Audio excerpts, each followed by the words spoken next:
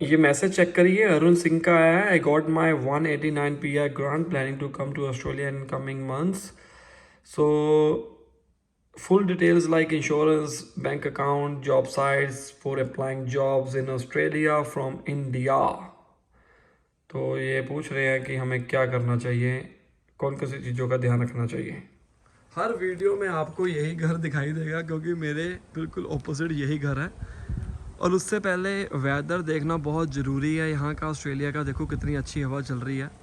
हवा को देख नहीं सकते, ना ही आप महसूस कर सकते हो, लेकिन जो वीडियो बना रहा है यानी कि मैं, वो महसूस कर सकता है। धूप निकली हुई है, अगर आप धूप में खड़े हो जाओगे तो आपको गर्मी लगने लग जाएगी, और अगर आप छाँव में खड़े हो जाओगे तो आपको ठंडी ठंडी हवा का पूरा नज़ारा मिलेगा। Hello boys and girls, welcome to my YouTube channel real experience by Nikhil. तो मस्त मस्त हवा चल रही है। पीछे 3-4 दिनों से ठंड बहुत, गर्मी बहुत ज़्यादा पड़ रही थी। एडिलेड में ऐसे ही होता है, 3-4 दिन अगर गर्मी के निकल गए ना, चौथे और 5वें दिन मैं कहता हूँ इतना ठंडा मौसम हो जाएगा। रात को थोड़े बहुत बादल भी आए थे और मेरे हिसाब से बारिश भी पड़ी थी, आवाज़ आ रही थी मेरे को। तो मौसम बहुत अच्छा हो जाता है, ख़ास तौर के ऊपर मेलबर्न और एडिलेड में। अब हम बात करते हैं जो आज का मुद्दा है। मुद्दा क्या है? मुद्दा ये है कि पूछ रहे हैं भाई साहब कि 189 जो कि डायरेक्ट PR है, डायरेक्ट PR मैं कहूँगा, वो उनको मिली है। और वो ये पूछ रहे हैं कि हम कौन कौन सी चीज़ों का ध्यान में रखें। फ़र्स्ट टाइम आ रहे हैं, हर किसी के माइंड के अंदर ये होता है कि यार फ़र्स्ट टाइम के अंदर मुझे कोई दिक्कत ना आए। अगर मैं फैमिली के साथ आ रहा हूँ, कौन कौन सी चीज़ों का ध्यान रखना चाहिए। मैं इस वीडियो के अंदर उन लोगों की बात करूंगा जिनको 190 और 189 वीज़ा लेकर आ रहे हैं। देखो भाई, मैं यहाँ पर वीज़े के तो नहीं बात करूँगा, कौन कौन सी चीज़ों का ध्यान में आपको रखना है उन सभी की बात करूँगा। जब आप फैमिली के साथ आते हो और अकेले आते हो, दोनों में फ़र्क है, परेशानियाँ दोनों में आ सकती हैं। कुछ ऐसे चीज़ें मैं आपको बताने वाला हूँ इस वीडियो के अंदर। अगर आप फर्स्ट टाइम आ रहे हो, देखो जो वीज़ा की कंडीशंस हैं वो तो अलग हो गया। कौन कौन से काम आपको इंडिया से ही करके आने हैं ताकि यहाँ पर आके परेशानी ना हो और सोचोगे भाई मैं ये काम कर लेता यार, मैं भूल क्यों गया। क्योंकि हमारे माइंड के अंदर बहुत सारी खुशी होती है और टेंशन भी होती है, पता नहीं वहाँ पर जाके कैसे सर्वाइव करना है। पहला काम, सारे काम बाद में करना, आपने बैंकिंग के काम करने हैं। बैंक में जैसे कि अपना नंबर अपडेट करवा के आओ, और अपनी कंपनी को मोबाइल फ़ोन वाली जो आपकी सिम कंपनी है उसको पूछो कि क्या ये सिम मेरा बाहर चलेगा क्या नहीं चलेगा, और अगर चलेगा कितने मुझे रुपीस देने पड़ेंगे, कितने का रिचार्ज करवाना पड़ेगा। क्योंकि अगर आपको कई बार इंडियन अकाउंट से करनी पड़ती है ट्रांजैक्शन, तो आपको OTP की ज़रूरत पड़ती है, और OTP कैसे आएगा? आपके मोबाइल फ़ोन के ऊपर आएगा।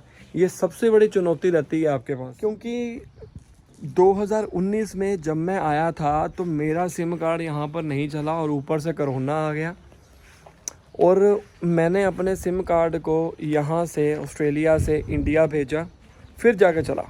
और लेकिन मेरी वाइफ जब आई, ठीक है, उसका सिम यहाँ पर चल गया। तो ये बात बहुत इम्पॉर्टेंट है, क्योंकि अगर आपने, क्योंकि पढ़ना तो है ही है, इसको ज़रूरत, बंदे भूल जाते हैं। या तो आप अपना नंबर साथ में लेके आओ।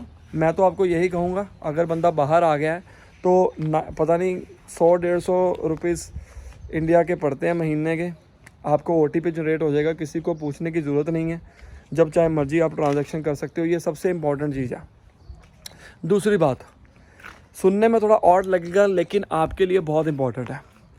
जब हम आते हैं अटैची लेके आते हैं, ठीक है, हमारे पास सूट केस होते हैं बड़े बड़े, ठीक है, बहुत अच्छा सूट केस लेते हैं हम।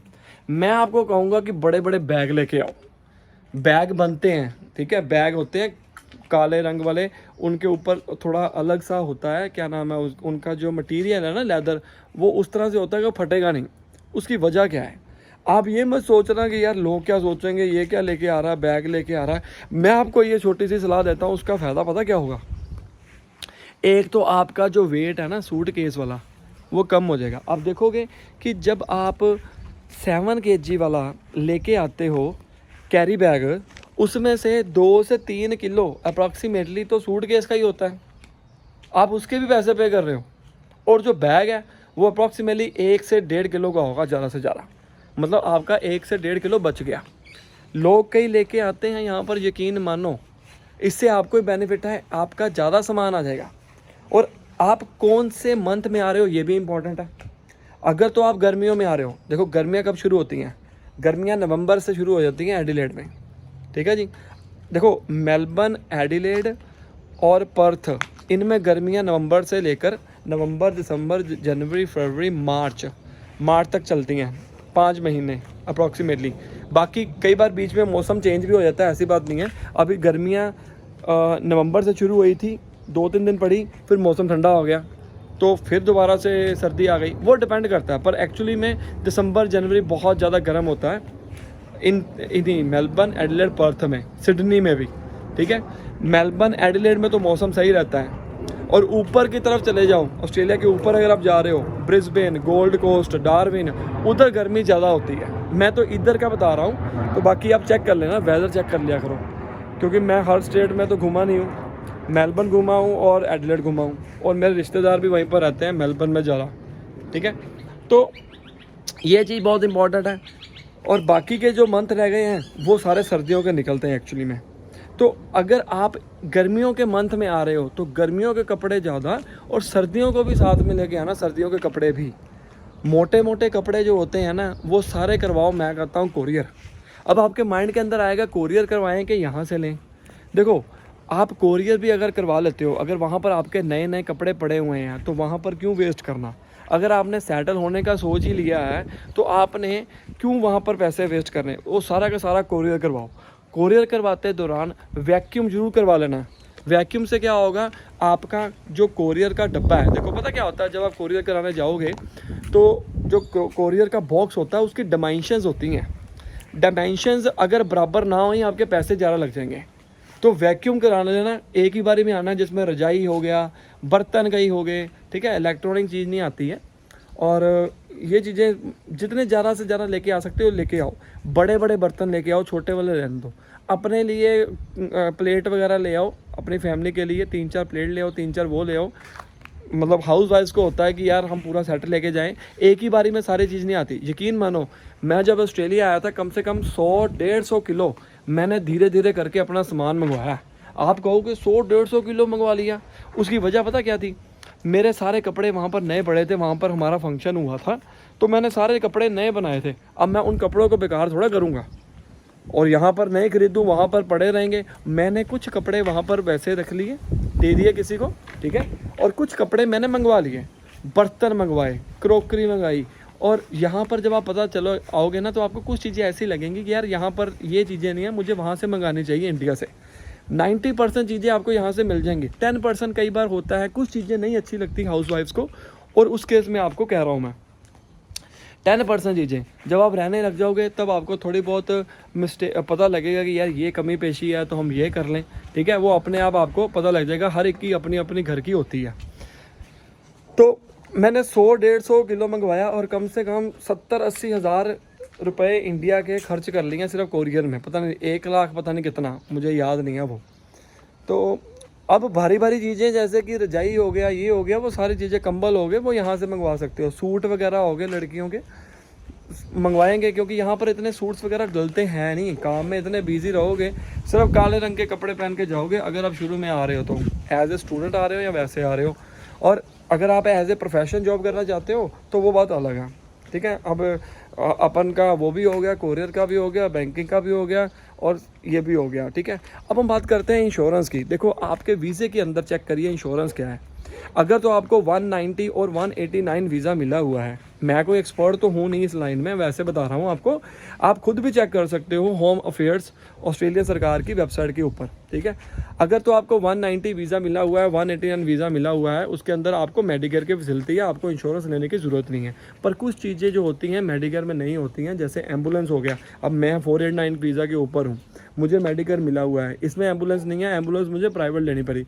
और भी कुछ ऐसी चीज़ें होती हैं जो मेडिकेयर में कई लोग लेते हैं, इंश्योरेंस भी, मेडिकेयर के साथ साथ इंश्योरेंस भी, ठीक हो गया बात। और अब हम बात करते हैं, अब आपको तो इंश्योरेंस लेने की ज़रूरत नहीं है, जिसको इंश्योरेंस लेनी है वो लेगा, क्योंकि उसके अंदर जैसे 489 वीज़ा के ऊपर नहीं है, इंश्योरेंस नहीं मिलती, मेडिकेयर नहीं मिलता, इंश्योरेंस लोगे आप, ठीक है। 491 में भी है, 190 में भी है, 189 में भी है, पर फिर भी आप एक एक्सपर्ट से ज़रूर कंसर्न कर लेना। और नेक्स्ट आता है जी आपका क्या माइंड में आया था मेरे, जॉब कैसे ढूंढनी है। यस, देखो अगर तो आप 189 वीज़ा के ऊपर आए हो तो मतलब आप ऑस्ट्रेलिया में कहीं पर भी रह सकते हो, खुले शहर हो, मैं कहता हूँ ज़बरदस्त परफॉर्मेंस हो जाएगी आपको, कोई समझ लो कि आप सिटीजन ही हो। पीआर और सिटीजन में कोई ज़्यादा फ़र्क नहीं है। सिटीजनशिप वाला बंदा जो है वोट डाल सकता है, पीआर वाला नहीं डाल सकता। बाकी चीज़ें, सब चीज़ें वो कर सकते हो आप जो सिटीजनशिप कर रहा है, ऐसा मैंने सुना है, ठीक है ना। तो कई लोग सिटीजनशिप लेते ही नहीं हैं, पीआर लेते हैं, क्योंकि वो कहते हैं कि हमने अपनी होम कंट्री से नाता नहीं तोड़ना है, इसलिए हम नहीं लेंगे। वो आपके ऊपर डिपेंड है। जब आप यहाँ पर आओगे वो डिसीज़न आप खुद ले लेना कि कैसे है, कि लेनी है या नहीं। आपको कुछ बातें यहीं पर रहने से पता चलेंगी। तो जॉब कैसे अप्लाई करनी है, अगर आपकी प्रोफाइल लिंक्डइन के ऊपर बनी हुई है, मैं कहता हूँ इससे ऊपर कोई बात नहीं हो सकती। इंडिया से ही आपको जॉब की अपॉर्चुनिटीज़ मिल सकती है। सबसे पहले लिंक्डइन के ऊपर जाके ना सर्च करो, जो आपने सिटी में आना है ना उस सिटी का सर्च करो। जैसे मेलबर्न में आना है, एडिलेड में आना है, आप आईटी इंजीनियर हो, for example IT engineer in Adelaide, ठीक है, या कंसल्टेंसीज इन एडिलेड, यहाँ पर आपको जॉब अप्लाई करने के तरीके मिलेंगे। आप उनसे बात करो, रिज्यूमे दो, और यहाँ की कंपनीज़ को ईमेल करते जाओ, उनके वेबसाइट के ऊपर चेक करते जाओ। यहाँ पर बहुत सारी ऐसी वेबसाइट्स हैं, गूगल के ऊपर सर्च करोगे आप अपनी जॉब का प्रोफेशन, आपको बहुत सारी वेबसाइट मिल जाएंगी। वहाँ पर अपना रिज्यूमे इंडिया से डाल के आओ। मान लो आपने 1 महीने बाद आना है और उसको कहो कि भाई मैं 1 महीने बाद आ रहा हूँ, जो बोलना है सच बोलना है। और यहाँ पर आते ही आप ना अपना ऑस्ट्रेलिया ड्राइविंग लाइसेंस ज़रूर बना लेना, क्योंकि ऑस्ट्रेलियन ड्राइविंग लाइसेंस से ना आपकी जॉब अपॉर्चुनिटीज़ जो हैं वो बहुत बढ़ जाती हैं। यहाँ पर आकर कई बार आपको लेबर का भी काम करना पड़ सकता है। जो लड़की लोग हैं वो क्या करें, हस्बैंड और जो वाइफ्स हैं वो पार्लर का कोर्स करके आए ज़्यादातर, अगर आप कोई प्रोफेशन में नहीं हो, थोड़ा बहुत सीख के आओ, हेयर सलून का करके आओ, और यहाँ पर आपको क्लीनिंग का भी काम मिल सकता है। यहाँ आकर आप चुप चुपीते क्या कर लो, डिसेबिलिटी का कोर्स कर लो, वहाँ पर पे अच्छी है। लेकिन आप कार ज़रूर सीख के आना, कार सीखना बहुत ज़रूरी है। अगर आपको कार नहीं चलानी आती है, समझ लो आपकी टांगे ही नहीं है। ये आपको राइट एडवाइस दे रहा हूँ जो यहाँ पर सिनेरियो चल रहा है, नहीं तो आपको यहाँ पर आके दिक्कत बहुत आएगी, ठीक है।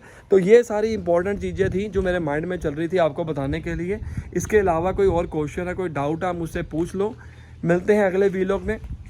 इंस्टाग्राम में मुझे फॉलो कर लो, नीचे डिस्क्रिप्शन में लिंक दिया हुआ है। अगर अच्छी लगी आपको इन्फॉर्मेशन तो फॉलो भी कर लिया करो, और साथ में आपको वहाँ पर भी मैं दिखाता रहूँगा ऑस्ट्रेलिया, फ़ोटो वगैरह खींच के। कभी घूमने जाते हैं अपनी फ़ोटो भी डालते हैं। तो जैसे मैं आपको मोटिवेट कर रहा हूँ उसी तरह आप मुझे भी मोटिवेट करो, आपकी भी जिम्मेवारी बनती है। और नीचे टेलीग्राम का ग्रुप भी दिया हुआ लिंक, उसको भी ज्वाइन कर सकते हो। मिलते हैं अगले वीडियो में, तब तक के लिए बेस्ट ऑफ लक।